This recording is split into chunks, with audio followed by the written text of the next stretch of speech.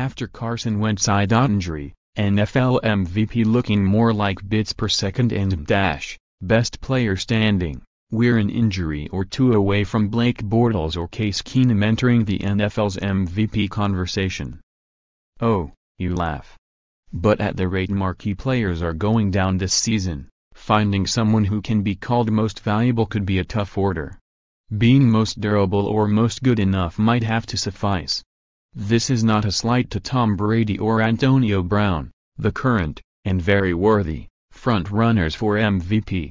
But when you consider that everyone else who's been in that spot or could make a claim to it has suffered some season-altering injury, often at the worst possible times, you can only assume that this season is cursed and there is still more doom and gloom to come over these last 3 weeks. More, NFL Week 15 clinching scenarios, Rams, Jaguars can join playoff field. More, Xavier Howard breaks through as Dolphins answer for Tom Brady, Patriots. How else to explain the Philadelphia Eagles being runaway winners of the NFC East only to lose presumptive MVP Carson Wentz to a torn ACL on Sunday afternoon? Or the Houston Texans finally appearing to turn the corner only to have Deshaun Watson tear his ACL, 3 weeks after J.J. Watt fractured his tibial plateau? Aaron Rodgers' hopes for a third MVP shattered right along with his collarbone. Andrew Luck ran out of, well, luck before the season even began. The carnage hasn't been limited to the NFL's elite, either. David Johnson, Julian Edelman, Odell Beckham Jr., Carson Palmer are all sidelined. Ditto for Richard Sherman, Ryan Shazier and Dante Hightower. The black cloud is so thick, it even swallowed the NFL's most indestructible man. When Cleveland Browns offensive tackle Joe Thomas tore his left triceps October 22, it ended his nearly 11-year consecutive snap streak. Not consecutive games. Consecutive snaps. 10,363 of them, to be exact. Perhaps we should have known this was going to be the season we couldn't have nice things in Week 1, when Eric Berry ruptured his Achilles.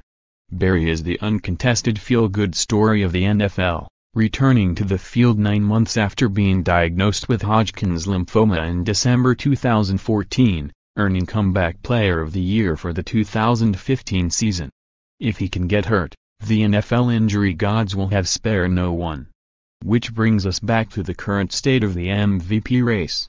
Brady is a logical choice, simply because he's Brady and is still doing Brady things at 40. An age when most quarterbacks have settled into their TV careers. But games like the one he had Monday night in Miami leave questions. Yes, there's bound to be a rough day or two in a 16-game season.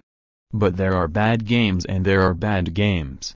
That was a bad game, with Brady throwing multiple interceptions for the first time this year and the Patriots going 0 for 11 on third down conversions. There's a strong case to be made for Brown, who would be the first wide receiver ever to win MVP. That would be fitting, given that Brown does a lot of things no one else does. His sideline catches have sealed victories over the Green Bay Packers and Baltimore Ravens. He had 213 yards receiving against the Ravens, giving him 627 in the last 4 games alone. With 1,509 yards this season, he's got a chance to break Calvin Johnson's single-season mark of 1,964.